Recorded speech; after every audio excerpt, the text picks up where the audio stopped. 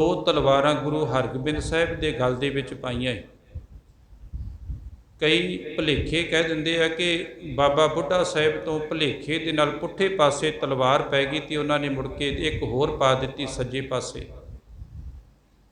नहीं गुरमुखो, पहलां ही दो तलवारां जिहड़ियां सी उत्थे रखियां सी, एक मीरी दी एक पीरी दी, क्योंकि पीरी ते पहलां ही प्रतख सी, पर गुरु घर दे विच मीरी नूं प्रतख करना सी। जिथे गुरु हरगोबिंद साहिब महाराज गुरता गद्दी ते सुभाईमान हुंदे है, उस तो बाद उत्थे नाल ही हरमंदर साहिब के सामने अकाल तख्त की उसारी की जाती है, जिहदे बारे कवि संतोख सिंह होना ने भी ते ज्ञानी ज्ञान सिंह होना ने भी लिखिया है कि किसी राज ने हाथ लगायो बुढ़े और गुरदास बनायो। भी किसी बाहरों मिस्त्री तो नहीं बनवाया, वो जिहड़ा अकाल दा तख्त सी वो बाबा बुढ़ा साहिब ते भाई गुरदास ते गुरु हरगोबिंद साहिब जियां ने बनाया। उत्थे नाल ही सतगुरु पातशाह ने जिथे हरमंदर साहिब दे अंदर आसा दी वार दे कीर्तन हुंदा है, अमृतमई बाणी का कीर्तन हुंदा है, उत्थे अकाल तख्त ते ढाडी वारां जिहड़ियां सी वो भी आरंभ कीतियां गईयां। भावें कि गुरु अर्जन साहिब जी महाराज जियां नूं बड़े तसीहे दे के शहीद किया गया, पर गुरु हरगोबिंद साहिब ने अंदर बदलाखोरी की नीति नहीं सी। उन्होंने किसी के विरुद्ध कोई एक भी अल्फाज नहीं बोलिया, सगों संगत नूं संबोधन करके कहा भी हुण तैयारी की जावे ताकि आउण वाले समय दे विच किसी नूं तत्तियां तवियां ते ना बैठना पवे। नौजवानियां भेटा कीतियां जाण, गुरु घर दे विच घोड़े ते शस्त्र भेटा कीते जाण। गुरु अर्जन साहिब महाराज जी की शहीदी ने समुची सिख कौम के अंदर एक नवा जोश जिहड़ा सी भर दिता सी। धड़ा धड़ जवानियां गुरु हरगोबिंद साहिब महाराज के अगे अपना सीस भेटा करदियां ने, लोग शस्त्र भेटा करते हैं, चंगी नस्ल के घोड़े भेटा किए जाते हैं। उत्थे गुरु हरगोबिंद साहिब ने जिथे जवानियां भेटा कीतियां गईयां, ये नहीं कि महाराज साहिब ने उन्होंने वेले छड्ड दिता भी तुसीं इत्थे कड़ाह फुलका प्रशादा पानी छक के ते आनंद लो। उत्थे नाल उन्हां दे विच जोश भरन दे वास्ते जिहड़ा सी 5 जथेदार थापे गए, जिन्हां दे विच बाबा बिधि चंद जी, भाई जेठा जी, भाई पिरागा, भाई लंगाहा ते भाई प्राणा जी, इन्हां नूं महाराज साहिब गुरु हरगोबिंद साहिब ने जथेदारी दिती कि तुसीं ये जिहड़े सिख नौजवान है, इन्हां दे अंदर एक नवा जोश, इन्हां दे अंदर तलवारबाजी घोड़सवारी, ये जिहड़ा वा ये तुसीं ये जिम्मेवारी है, इन्हां नूं वड्डे पद्धर दे उपर इन्हां दे अंदर ये जोश भरिया जावे। जिथे गुरु हरगोबिंद साहिब दे अंदर ये जिहड़ा सी एक नवा तजर्बा उन्होंने कीता, उत्थे जिन्हां ने पाप कमाया हुंदा है, कई बारी उन्हां दे फिर पाप जिहड़े आ उन्हां नूं टिकण नहीं दिंदे। गुरु हरगोबिंद साहिब की रोजाना वधदी हुई शक्ति जिहड़ी सी, ये चंदू वर्गियां दी जिहड़ी सी नींद भंग हुई है। हुण चंदू चाहुंदा सी किसी तरीके नाल गुरु हरगोबिंद साहिब नूं खत्म किया जावे। इधर बादशाह जहांगीर का कुछ समा माड़ा चलदा सी। चंदू बादशाह जहांगीर कोल पहुँच करके कहण लगा जी, एक नजूमीए नूं नाल खड़िया कुछ पैसिਆਂ ਦਾ लालच दे के ਉਹਦੇ ਦੁਆਰਾ ਜਿਹੜਾ ਸੀ बादशाह जहांगीर नूं कहाया गया कि ਤੁਹਾਡੇ ਤੇ ਸਾੜ ਸਤੀ ਚੱਲਦੀ है, ਤੁਹਾਡਾ ਸਮਾਂ बड़ा माड़ा है। जे किते कोई चंगी रूह चंगी आत्मा तो एकांत विच बैठ के ਤੁਹਾਡੇ ਨਾਂ ਦੀ ਬੰਦਗੀ करे तो ਤੁਹਾਡਾ कष्ट जिहड़ा वो कटिया जा सकता है। बादशाह जहांगीर ने पूछा भी इहो जी रूह कित्थे मिलेगी, तो चंदू का इशारा गुरु हरगोबिंद साहिब वाल सी। उन्हें क्या बादशाह सलामत। एक तो गुरु हरगोबिंद साहिब की ताकत दिनों दिन वध रही है, एक तो ये रोक लग जाएगी, दूसरा ये अपने कब्जे के विच होणगे। इन्हां नूं गवालीअर के किले दे विच बंद करके उत्थे इन्हां दे कोलों तुहाडे नाम का जिहड़ा जाप कराया जावे तां ते तुहाडे ते आया होया कष्ट जिहड़ा वो कटिया जावे। बादशाह जहांगीर क्योंकि बादशाह लोग कन्नां दे कच्चे होया करदे ने, गुरु हरगोबिंद साहिब महाराज जी नूं गवालीअर के किले विच भेज दिता गया, जिथे होर भी राजे जिहड़े उत्थे मौजूद सन।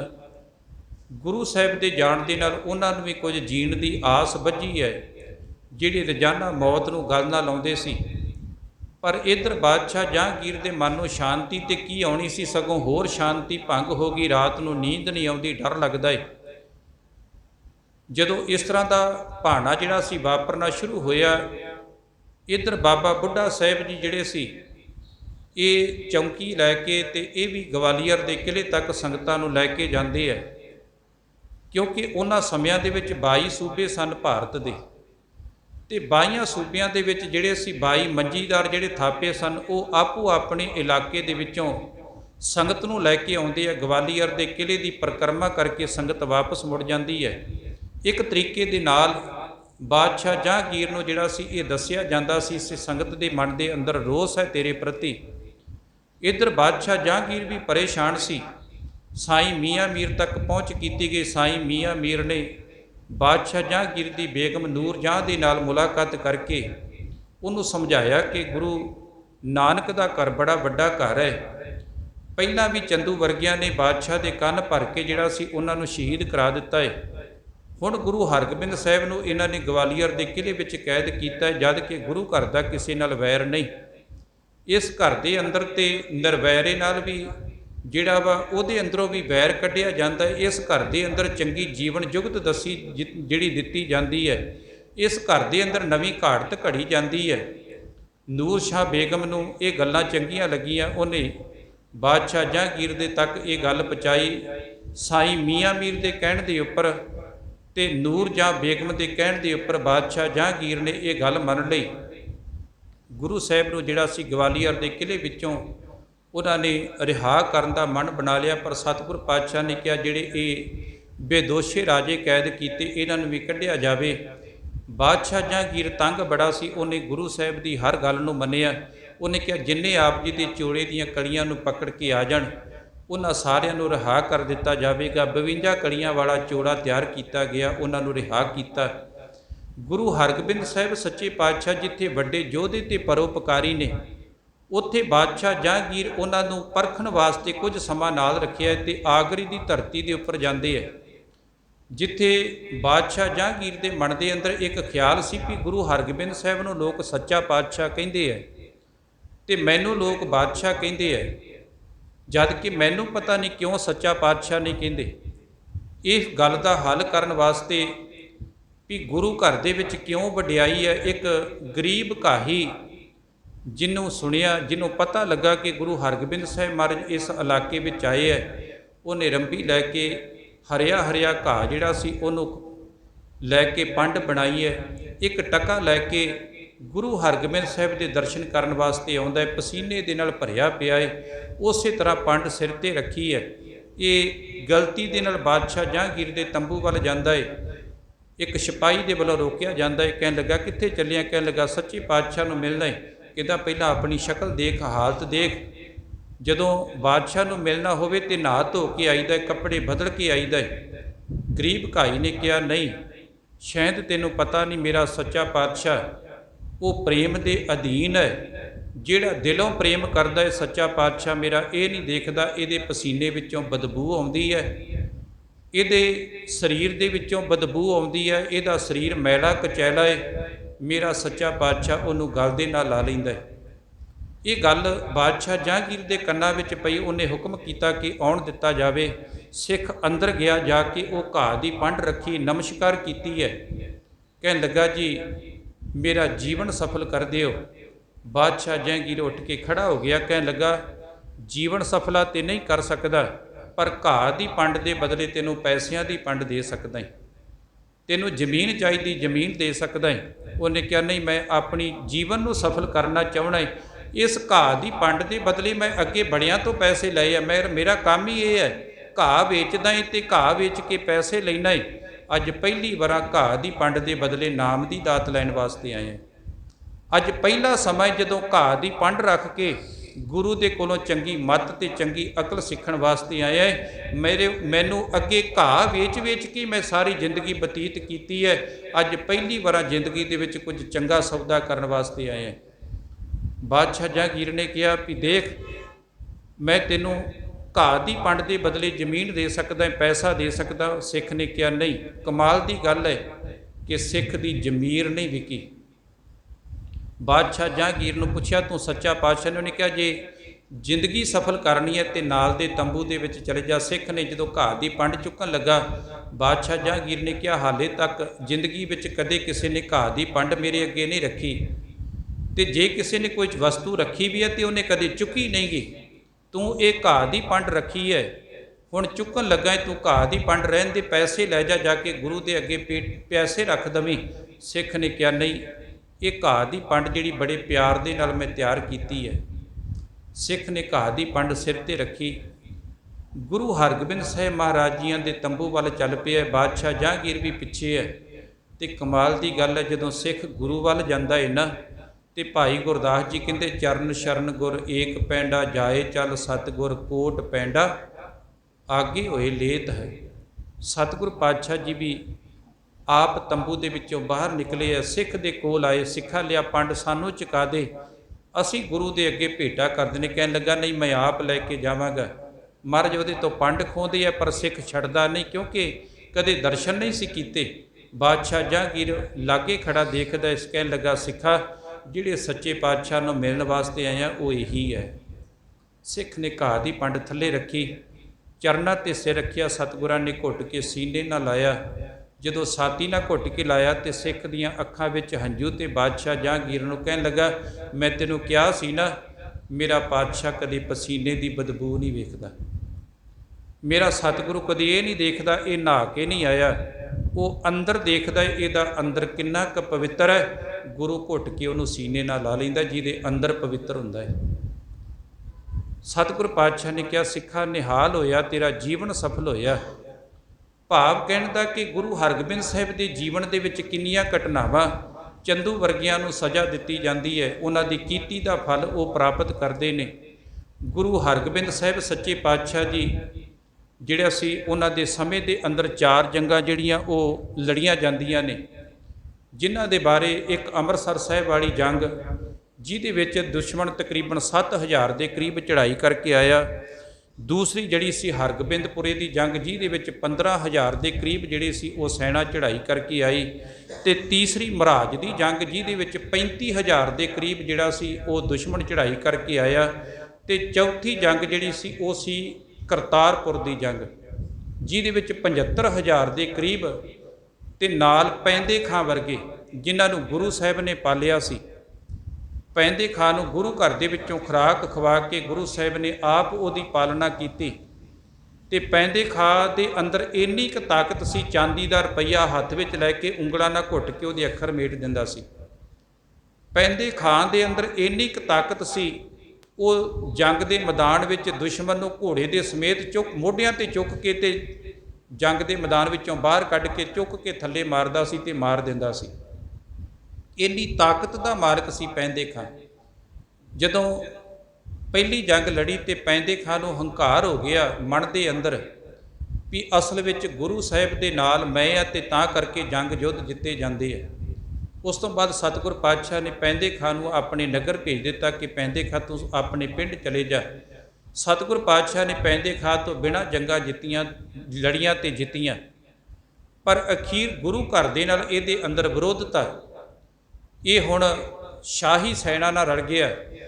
ਤੇ ਕਾਲੇ ਖਾਂ ਦੀ ਜਿਹੜੀ ਸੈਨਾ ਸੀ ਉਹਦੇ ਨਾਲ ਰਲ ਕੇ ਇਹਨੇ ਕਿਹਾ ਵੀ ਮੈਂ ਗੁਰੂ ਘਰ ਦਾ ਭੇਤੀ ਵੀ ਹੈ, ਗੁਰੂ ਸਾਹਿਬ ਦੇ ਕੋਲ ਕੋਈ ਬਹੁਤੇ ਵੱਡੇ ਜਿਹੜੀ ਹੈ ਉਹ ਜੰਗ ਲੜਨ ਵਾਲੇ ਸੂਰਬੀਰ ਯੋਧੇ ਨਹੀਂ ਗੇ, ਆਪਾਂ ਤੇ ਹੱਥੋਂ ਹੱਥੀ ਗੁਰੂ ਸਾਹਿਬ ਨੂੰ ਜਿੱਤ ਲੈਣਾ ਹੈ।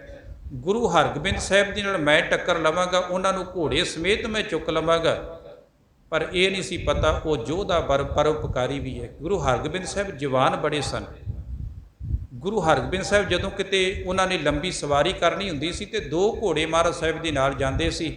ਇੱਕ ਘੋੜਾ ਥੱਕ ਜਾਂਦਾ ਸੀ, ਪਸੀਨੇ ਨਾਲ ਭਰ ਜਾਂਦਾ ਸੀ, ਮਹਾਰਾਜ ਦਾ ਇੰਨਾ ਵੇਟ ਸੀ। ਜਦੋਂ ਕਰਤਾਰਪੁਰ ਦੀ ਜੰਗ ਹੁੰਦੀ ਹੈ, 75000 ਦੇ ਕਰੀਬ ਦੁਸ਼ਮਣ ਚੜ੍ਹਾਈ ਕਰਕੇ ਆਉਂਦਾ ਹੈ, ਪੈਂਦੇ ਖਾਂ ਨਾਲ ਆਉਂਦਾ ਹੈ। ਤੇ ਪੈਂਦੇ ਖਾਂ ਜਿਹੜਾ ਸੀ ਕਾਲੇ ਖਾਂ ਨੂੰ ਕਹਿਣ ਲੱਗਾ, ਆਪਾਂ ਕੁਝ ਕੁ ਸਮੇਂ ਵਿੱਚ ਜੰਗ ਜਿੱਤ ਲੈਣੀ ਹੈ, ਕਿਉਂਕਿ ਮੈਂ ਗੁਰੂ ਘਰ ਦਾ ਭੇਤੀ, ਮੈਨੂੰ ਪਤਾ ਹੈ। ਜਦੋਂ ਇੱਥੇ ਮੈਦਾਨ ਦੇ ਜੰਗ ਦੇ ਵਿੱਚ ਕਰਤਾਰਪੁਰ ਦੀ ਧਰਤੀ ਤੇ ਇਹ ਸੈਨਾ ਪਹੁੰਚੀ ਤੇ ਗੁਰੂ ਹਰਗੋਬਿੰਦ ਸਾਹਿਬ ਨੇ ਕਿਹਾ ਸੀ, ਪੈਂਦੇ ਖਾਂ ਤੈਨੂੰ ਅਸੀਂ ਆਪਣੇ ਹੱਥੀਂ ਪਾਲਿਆ ਹੈ, ਤੈਨੂੰ ਆਪਣੇ ਹੱਥੀਂ ਖੁਰਾਕ ਦਿੱਤੀ, ਆਪਣੇ ਹੱਥੀਂ ਪੋਸ਼ਾਕ ਦਿੱਤੀ ਹੈ, ਗੁਰੂ ਘਰ ਦੇ ਨਾਲ ਦੁਸ਼ਮਣੀ ਨਹੀਂ ਕਰੀਦੀ, ਤੂੰ ਇੱਧਰ ਆ ਜਾ। ਪੈਂਦੇ ਖਾਂ ਹੱਸ ਕੇ ਕਹਿਣ ਲੱਗਾ ਕਿ ਗੁਰੂ ਹਰਗੋਬਿੰਦ ਸਾਹਿਬ ਡਰ ਗਿਆ ਹੈ, ਮੇਰੇ ਤੋਂ ਡਰਦਾ ਜਿਹੜਾ ਵਾ ਇਹ ਮੇਰਾ ਤਰਲਾ ਲੈਂਦਾ ਹੈ। ਜਦੋਂ ਨਾ ਮੰਨਿਆ ਤੇ ਗੁਰੂ ਹਰਗੋਬਿੰਦ ਸਾਹਿਬ ਨੇ ਕਿਹਾ, ਪੈਂਦੇ ਖਾਂ ਤੇਰੇ ਹੰਕਾਰ ਨੇ ਤੈਨੂੰ ਮਾਰ ਦੇਣਾ ਹੈ, ਇੱਦਾਂ ਕਰ 3 ਵਾਰ ਤੂੰ ਕਰ ਲੈ। ਪੈਂਦੇ ਖਾਂ ਬੜਾ ਖੁਸ਼ ਹੋਇਆ, ਸੋਚਦਾ ਸੀ ਮੇਰਾ ਇੱਕੋ ਵਾਰ ਹੀ ਗੁਰੂ ਹਰਗੋਬਿੰਦ ਸਾਹਿਬ ਤੋਂ ਝੱਲਿਆ ਨਹੀਂ ਜਾਣਾ ਤੇ ਇਹਨਾਂ ਨੇ 3 ਵਾਰ ਕਹਿ ਦਿੱਤੇ ਹੈ। ਇਤਿਹਾਸਕਾਰ ਲਿਖਦੇ ਹੈ ਕਿ 2 ਵਾਰ ਪੈਂਦੇ ਖਾਂ ਦੇ ਖਾਲੀ ਗਏ, ਤੀਜਾ ਵਾਰ ਕੀਤਾ, ਤੀਜਾ ਵੀ ਖਾਲੀ ਗਿਆ। ਜਦੋਂ ਗੁਰੂ ਹਰਗੋਬਿੰਦ ਸਾਹਿਬ ਨੇ ਵਾਰ ਕਰਨਾ ਸੀ, ਇਹ ਕਹਿੰਦੇ ਦੌੜ ਕੇ ਆਇਆ, ਇਹਨੇ ਸੋਚਿਆ ਵੀ ਘੋੜੇ ਸਮੇਤ ਗੁਰੂ ਹਰਗੋਬਿੰਦ ਸਾਹਿਬ ਨੂੰ ਚੁੱਕ ਲਵਾਂਗਾ। ਸਤਿਗੁਰਾਂ ਦੇ ਘੋੜੇ ਦੇ ਥੱਲੇ ਵੜਿਆ, ਮਹਾਰਾਜ ਨੇ ਢਾਲ ਜਿਹੜੀ ਸੀ ਸਿਰ ਦੇ ਵਿੱਚ ਮਾਰੀ ਤੇ ਇਹ ਪੁੱਠਾ ਹੋ ਕੇ ਧਰਤੀ ਤੇ ਡਿੱਗ ਪਿਆ। ਮਹਾਰਾਜ ਸਾਹਿਬ ਘੋੜੇ ਤੋਂ ਉਤਰ ਕੇ ਪੈਂਦੇ ਖਾਂ ਦੇ ਕੋਲ ਆ ਕੇ ਕਹਿਣ ਲੱਗੇ, ਪੈਂਦੇ ਖਾਂ ਤੈਨੂੰ ਅਸੀਂ ਬੜੇ ਪਿਆਰ ਨਾਲ ਪਾਲਿਆ ਸੀ, ਮੌਤ ਆ ਗਈ ਹੈ, ਇੱਕ ਤੇਰੇ ਨਾਲ ਵਾਅਦਾ ਕਰਦੇ ਹਾਂ, ਓਨੀ ਦੇਰ ਤੈਨੂੰ ਮੌਤ ਨਹੀਂ ਆਵੇਗੀ ਜਿੰਨੀ ਦੇਰ ਤੂੰ ਕਲਮਾ ਨਹੀਂ ਪੜ੍ਹ ਲੈਂਦਾ। ਮੁਸਲਮਾਨ ਹੈ, ਕਲਮਾ ਪੜ੍ਹ ਲੈ। ਹੱਥ ਜੋੜ ਕੇ ਪੈਂਦੇ ਖਾਂ ਨੇ ਅੱਖਾਂ ਦੇ ਵਿੱਚ ਹੰਝੂ, ਕਹਿਣ ਲੱਗਾ, ਸੱਚੇ ਪਾਤਸ਼ਾਹ ਮੈਂ ਭੁੱਲ ਗਿਆ ਸੀ, ਹੁਣ ਕਲਮਾ ਦੀ ਲੋੜ ਨਹੀਂ, ਤੇਰੇ ਹੱਥੋਂ ਜਿਹਨੂੰ ਮੌਤ ਆ ਜਾਵੇ ਉਹਨੂੰ ਕਲਮਾ ਪੜ੍ਹਨ ਦੀ ਕੀ ਲੋੜ ਹੈ ਭਲਾ, ਬਸ ਇੱਕ ਵਾਰੀ ਕਿਰਪਾ ਕਰ ਮੇਰੇ ਸਿਰ ਤੇ ਹੱਥ ਰੱਖ ਦੇ, ਪੈਂਦੇ ਖਾਂ ਦੇ ਪਿਛਲੇ ਗੁਨਾਹ ਬਖਸ਼ ਦੇ, ਪੈਂਦੇ ਖਾਂ ਦਾ ਉਧਾਰ ਹੋ ਜਾਵੇ। ਫਿਰ ਵੀ ਜਾਂਦੀ ਵਾਰੀ ਪੈਂਦੇ ਖਾਂ ਗੁਰੂ ਘਰ ਦੇ ਕੋਲੋਂ ਬਖਸ਼ਿਸ਼ਾਂ ਲੈ ਗਿਆ, ਪੈਂਦੇ ਖਾਂ ਆਪਣਾ ਉਧਾਰ ਕਰ ਗਿਆ। ਕਰਤਾਰਪੁਰ ਦੀ ਆਖਰੀ ਜੰਗ ਹੁੰਦੀ ਹੈ ਜਿਹਦੇ ਵਿੱਚ ਗੁਰੂ ਹਰਗੋਬਿੰਦ ਸਾਹਿਬ ਦੀ ਫਿਰ ਜਿੱਤ ਹੁੰਦੀ ਹੈ। ਇਸ ਤੋਂ ਬਾਅਦ ਮਹਾਰਾਜ ਸਾਹਿਬ ਕੀਰਤਪੁਰ ਸਾਹਿਬ ਦੀ ਧਰਤੀ ਤੇ ਚੜੇ ਜਾਂਦੇ ਹੈ। ਤਕਰੀਬਨ 10 ਸਾਲ ਦਾ ਸਮਾਂ ਕੀਰਤਪੁਰ ਸਾਹਿਬ ਦੀ ਧਰਤੀ ਤੇ ਗੁਰੂ ਹਰਗੋਬਿੰਦ ਸਾਹਿਬ ਜੀ ਮਹਾਰਾਜ ਬਤੀਤ ਕਰਦੇ ਆ। ਇਸੇ ਧਰਤੀ ਦੇ ਉੱਪਰ ਜਿਹੜਾ ਸੀ ਬਾਬਾ ਗੁਰਦਿੱਤਾ ਜੀ ਦੇ ਸੁਪੁੱਤਰ ਗੁਰੂ ਹਰਿ ਸਾਹਿਬ ਜੀ, ਜਿਹੜੇ ਕਿ ਗੁਰੂ ਪਿਤਾ ਦੀ ਜਿਹੜਾ ਸੀ ਗੁਰੂ ਦਾਦੇ ਪਿਤਾ ਦੀ ਹਰ ਆਗਿਆ ਦਾ ਪਾਲਣ ਕਰਦੇ, ਹੁਕਮ ਦੇ ਵਿੱਚ ਚੱਲਦੇ ਆ। ਤੇ ਸਤਿਗੁਰ ਪਾਤਸ਼ਾਹ ਮਹਾਰਾਜ ਜੀਆਂ ਨੇ ਅੱਜ ਜਿਹੜੀ ਸੀ ਉਹ ਗੁਰਤਾ ਗੱਦੀ ਦੀ ਜ਼ਿੰਮੇਵਾਰੀ ਜਿਹੜੀ ਸੀ ਆਪਣੇ ਪੋਤਰੇ ਗੁਰੂ ਹਰਿ ਸਾਹਿਬ ਨੂੰ ਸੌਂਪੀ ਹੈ। ਤੇ ਇਸ ਕੀਰਤਪੁਰ ਸਾਹਿਬ ਦੀ ਧਰਤੀ ਦੇ ਉੱਪਰ ਧੰਨ ਗੁਰੂ ਹਰਗੋਬਿੰਦ ਸਾਹਿਬ ਸੱਚੇ ਪਾਤਸ਼ਾਹ ਮਹਾਰਾਜ ਜਿਹੜਾ ਸੀ ਉਹ 1644 ਦੇ ਵਿੱਚ ਜੋਤੀ ਜੋਤ ਸਮਾਉਂਦੇ ਆ। ਜੋਤੀ ਜੋਤ ਸਮਾਉਣ ਤੋਂ ਪਹਿਲਾਂ ਬਾਬਾ ਤੇਗ ਬਹਾਦਰ ਸਾਹਿਬ ਜੀ ਨੂੰ ਉਹਨਾਂ ਨੇ ਮਾਤਾ ਨਾਨਕੀ ਜਿਹੜੇ ਉਹਨਾਂ ਦੇ ਮਹਿਲ ਸੀ ਗੁਰੂ ਹਰਗੋਬਿੰਦ ਸਾਹਿਬ ਦੇ, ਗੁਰੂ ਤੇਗ ਬਹਾਦਰ ਸਾਹਿਬ ਦੇ ਮਾਤਾ ਜੀ, ਜਦੋਂ ਉਹਨਾਂ ਨੇ ਝੋਲੀ ਅੱਡ ਕੇ ਕਿਹਾ ਸੀ, ਮਹਾਰਾਜ ਮੇਰਾ ਪੁੱਤਰ ਤੇਗ ਬਹਾਦਰ ਦਾ ਗੁਜ਼ਾਰਾ ਕਿਵੇਂ ਹੋਵੇਗਾ, ਇਹ ਕਿਸੇ ਨਾਲ ਬੋਲਦਾ ਨਹੀਂ। ਤੇ ਗੁਰੂ ਹਰਗੋਬਿੰਦ ਸਾਹਿਬ ਨੇ ਕਿਹਾ ਸੀ, ਨਾਨਕੀ ਸਮਾਂ ਆਵੇਗਾ, ਤੂੰ ਕਹਿੰਦੀ ਹੈ ਤੇਰੇ ਪੁੱਤ ਨੂੰ ਜਾਣਦਾ ਕੋਈ ਨਹੀਂ, ਤੇਰੇ ਪੁੱਤ ਨੇ ਏਡੇ ਵੱਡੇ ਦੁਨੀਆ ਤੇ ਕੰਮ ਕਰ ਜਾਣੇ ਹੈ, ਜਿੰਨਾ ਇਹਨੂੰ ਕਿਸੇ ਨੇ ਜਾਣਨਾ ਇਹਨਾਂ ਹੋ ਸਕਦਾ ਕਿਸੇ ਹੋਰ ਨੂੰ ਨਾ ਜਾਣਨ। ਤੇਰੇ ਪੁੱਤਰ ਹਰਗੋਬਿੰਦ ਜਿਹੜਾ ਤੇਗ ਬਹਾਦਰ ਹੈ, ਇੱਕ ਦਿਨ ਇਹਨੇ ਗੁਰੂ ਨਾਨਕ ਦੀ ਗੁਰਤਾ ਗੱਦੀ ਦਾ ਵਾਰਸ ਬਣਨਾ ਹੈ, ਤੇ ਤੇਰੇ ਘਰ ਵਿੱਚ ਜਿਹੜਾ ਯੋਧਾ ਪੋਤਰਾ ਪੈਦਾ ਹੋਣਾ ਹੈ ਉਹਦੀ ਵੀ ਕਿਸੇ ਨੇ ਬਰਾਬਰਤਾ ਨਹੀਂ ਕਰਨੀ।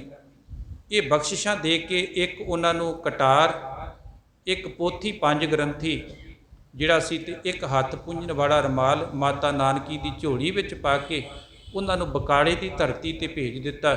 ਤੇ ਗੁਰੂ ਹਰਗੋਬਿੰਦ ਸਾਹਿਬ ਮਹਾਰਾਜ ਸੱਚੇ ਪਾਤਸ਼ਾਹ ਜਿਹੜੇ ਸੀ ਉਹ ਕੀਰਤਪੁਰ ਸਾਹਿਬ ਦੀ ਧਰਤੀ ਤੇ ਜੋਤੀ ਜੋਤ ਸਮਾਉਂਦੇ ਹੈ, ਜਿਨ੍ਹਾਂ ਦੇ ਪ੍ਰਥਾਏ ਭਾਈ ਸਾਹਿਬ ਭਾਈ ਗੁਰਦਾਸ ਜੀ ਨੇ ਆਪਣੀਆਂ ਵਾਰਾਂ ਵਿੱਚ ਜ਼ਿਕਰ ਕੀਤਾ ਹੈ ਕਿ 5 ਪਿਆਲੇ 5 ਪੀਰ, ਛਠਮ ਪੀਰ ਬੈਠਾ ਗੁਰ ਭਾਰੀ, ਅਰਜਨ ਕਾਇਆ ਪਲਟ ਕੇ ਮੂਰਤ ਹਰਗੋਬਿੰਦ ਸਵਾਰੀ, ਚੱਲੀ ਪੀੜੀ ਸੋਢੀਆਂ ਰੂਪ ਦਿਖਾਵਣ ਵਾਰੋ ਵਾਰੀ, ਦਲ ਭੰਜਨ ਗੁਰ ਸੂਰਮਾ ਵੱਡ ਜੋਧਾ ਬਹੁ ਪਰਉਪਕਾਰੀ। ਉਹ ਵੱਡੇ ਯੋਧੇ ਵੀ ਹੈ ਤੇ ਪਰਉਪਕਾਰੀ ਵੀ ਹੈ। ਗੁਰੂ ਹਰਗੋਬਿੰਦ ਸਾਹਿਬ ਜਿੱਥੇ ਵੱਡੇ ਯੋਧੇ ਸੀ ਉੱਥੇ ਉਹਨਾਂ ਦੇ ਅੰਦਰ ਪਰਉਪਕਾਰ ਵੀ ਭਰਿਆ ਸੀ। ਜੇ 52 ਰਾਜੇ ਗਵਾਲੀਅਰ ਦੇ ਕਿਲ੍ਹੇ ਵਿੱਚ ਰੋਂਦੇ ਹੈ ਤੇ ਪਰਉਪਕਾਰ ਕੀਤਾ, ਉਹਨਾਂ ਕਿਹਾ ਪਹਿਲਾਂ ਇਹਨਾਂ ਨੂੰ ਰਿਹਾ ਕੀਤਾ ਜਾਵੇ ਫਿਰ ਸਾਨੂੰ ਕੱਢਿਆ ਜਾਵੇ। ਪਰਉਪਕਾਰ ਇੰਨਾ ਕੁ ਸੀ, ਜਿਸ ਵੇਲੇ ਚੰਦੂ ਦੇ ਨੱਕ ਵਿੱਚ ਨਕੇਲ ਪਾਈ ਸੀ ਨਾ, ਤੇ ਇਤਿਹਾਸਕਾਰ ਲਿਖਦੇ ਕਿ ਬਾਬਾ ਬਿਧੀ ਚੰਦ ਜਿਹੜੇ ਸੀ ਉਹ ਚੰਦੂ ਨੂੰ ਗੁਰੂ ਹਰਗੋਬਿੰਦ ਸਾਹਿਬ ਤੋਂ ਬਹੁਤ ਪਾਸੇ ਰੱਖਦੇ ਸਨ। ਤੇ ਸਿੱਖਾਂ ਨੇ ਪੁੱਛਿਆ ਵੀ ਗੁਰੂ ਸਾਹਿਬ ਤੋਂ ਇਹਨਾਂ ਨੂੰ ਪਾਸੇ ਕਿਉਂ ਰੱਖਿਆ ਹੈ? ਬਾਬਾ ਬਿਧੀ ਚੰਦ ਕਹਿੰਦੇ ਗੁਰੂ ਹਰਗੋਬਿੰਦ ਸਾਹਿਬ ਇੰਨੇ ਪਰਉਪਕਾਰੀ, ਪਤਾ ਨਹੀਂ ਇਹ 'ਤੇ ਤਰਸ ਕਰਕੇ ਇਹਨੂੰ ਬਖਸ਼ ਨਾ ਦੇਣ, ਕਿਤੇ ਇਹਨੂੰ ਪਾਪੀ ਨੂੰ ਸਜ਼ਾ ਦੇਣੀ ਹੈ। ਏਡੇ ਪਰਉਪਕਾਰੀ ਸਨ ਮਹਾਰਾਜ ਗੁਰੂ ਹਰਗੋਬਿੰਦ ਸਾਹਿਬ ਜੀ। ਉਹ ਯੋਧੇ ਵੀ ਤੇ ਪਰਉਪਕਾਰੀ ਧੰਨ ਗੁਰੂ ਹਰਗੋਬਿੰਦ ਸਾਹਿਬ ਮਹਾਰਾਜ, ਜਿਨ੍ਹਾਂ ਦਾ ਅੱਜ ਜੋਤੀ ਜੋਤ ਦਿਹਾੜਾ ਸੰਗਤਾਂ ਕੀਰਤਪੁਰ ਸਾਹਿਬ ਦੀ ਧਰਤੀ ਤੇ ਮਨਾ ਰਹੀਆਂ। ਆਪਾਂ ਵੀ ਯਤਨ ਕੀਤਾ ਉਹਨਾਂ ਦੇ ਜੀਵਨ ਤੇ ਕੁਝ ਕੁ ਪੰਛੀ ਮਾਤਰ ਝਾਤ ਪਾ ਕੇ ਉਹਨਾਂ ਦੇ ਚਰਨਾਂ ਵਿੱਚ ਹਾਜ਼ਰੀ ਲਵਾਉਣ ਦਾ। ਸਤਿਗੁਰੂ ਪਾਤਸ਼ਾਹ ਜੀ ਕਿਰਪਾ ਕਰਨ, ਸਭ ਦੀਆਂ ਹਾਜ਼ਰੀਆਂ ਪ੍ਰਵਾਨ ਕਰਨ, ਦਰੋਂ ਘਰੋਂ ਨਾਮਦਾਨ ਗੁਰਸਿੱਖੀ ਵਾਲੇ ਜੀਵਨ ਬਖਸ਼ਣ, ਜਿਸ ਸਦਕਾ ਇਹ ਲੋਕ ਸੁਖੀਏ ਪਰਲੋਕ ਸੁਹੇਲੇ, ਨਾਨਕ ਹਰਿ ਪ੍ਰਭ ਆਪੇ ਮੇਲੇ। ਵਾਹਿਗੁਰੂ ਜੀ ਕਾ ਖਾਲਸਾ, ਵਾਹਿਗੁਰੂ ਜੀ ਕੀ ਫਤਿਹ। ਸਤਨਾਮ ਵਾਹਿਗੁਰੂ, ਸਤਨਾਮ ਸਤਨਾਮ ਵਾਹਿਗੁਰੂ।